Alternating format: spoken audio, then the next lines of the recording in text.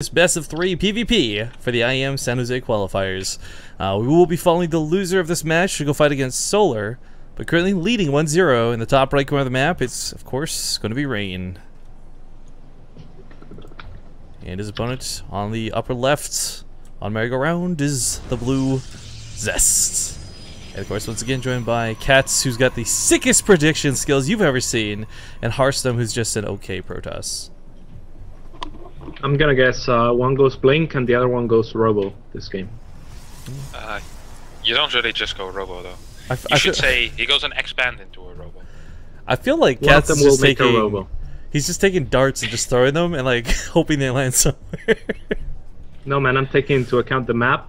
I'm converting myself to Protoss beliefs. Well, actually, Hearthstone, you bring up Robo and Expand. You want to talk about that for a moment? Because like expansions in PvP are awkward as hell. No man, they're great.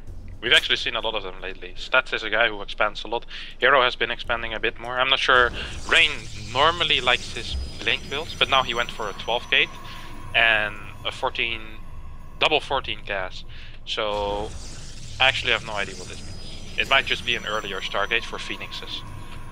But it might also be something that I've never seen before. Because normally you always go 13 gate and 15 gas. Because then you don't have a double probe cut. Right now we had the probe cut after 12. Oh my god. Oh my god. I know what this is. Dark Templars. Just throwing it out there. I think it's probably just for Stargate, to be honest. But we'll see if it's DTs. It'd be cool to see. DTs are, I don't know, it's so interesting. Like, so many things that used to be just straight up build order wins, and the way the matchups changed over the years. I mean, I brought up the top of expansions because once upon a time you wouldn't, like, just period. If you did, you're pretty much dead in the water. But as Hearthstone brings up, we're seeing more of them as they become more frequently across all regions too, not just Korea. But yeah, DTs are interesting. I think they're really good if you're expecting your opponent to go for Blink. So if Zest was expecting Rain to do that, then I would agree. Could be cool to see. Can I point something out that I actually have knowledge about?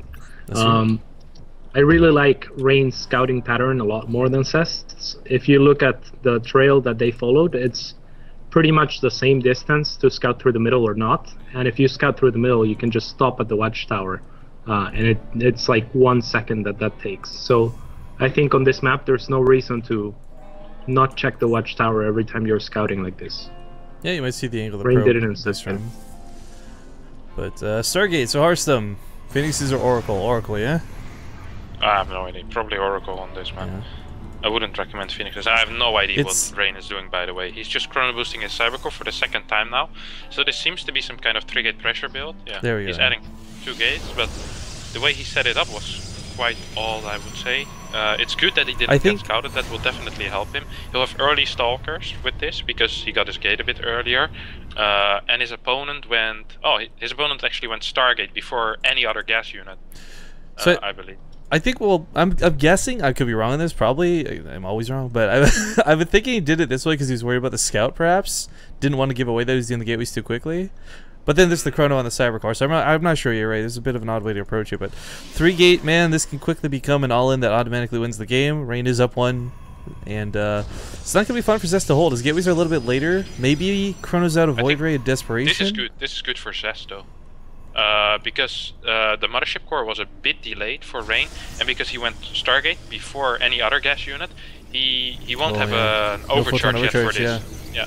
So he's gonna lose like a lot of probes right now, or he has to warp in at home. This should easily be like 7 or more, no question. Probably 11 it's actually. Like 10 workers. Yeah. That's all he has really to do right now is stay alive. 12, 13, Jesus, those probe counts rack up quickly. Photon Overcharge going to buy a bit of time. Zest attacking his own probes because, you know, reasons. But this is going to still be hard to deal with. I mean, like, okay, Rain lost some probes. That sucks. And he's probably going to lose more on the second pass of the Oracle. But at the same time, he's got such a large soccer count over Zest. I mean, 8 to 2 is such a considerably large number. Yeah, but he's gonna just pull probes, and with the Void Ray, I feel like he should be fine if he micros it well. He should pull back a little bit now. Oh, I really like this move that he brings back the Oracle. Some people would leave the Oracle on the other side of the map to get greedy, get like a few more kills, but the Oracle actually has decent damage and can draw some fire from the Stalkers. I still feel like he should get a few more probes. Get like... I mean, he's got... He can lose 10 and still be ahead. I mean, that's... the context of this, right? So a couple Zealots are warped in here too. This is looking really good for Zest as he gets the full surround. There's no blink for Rain. GG. Zest will turn this around. Tie it up 1-1.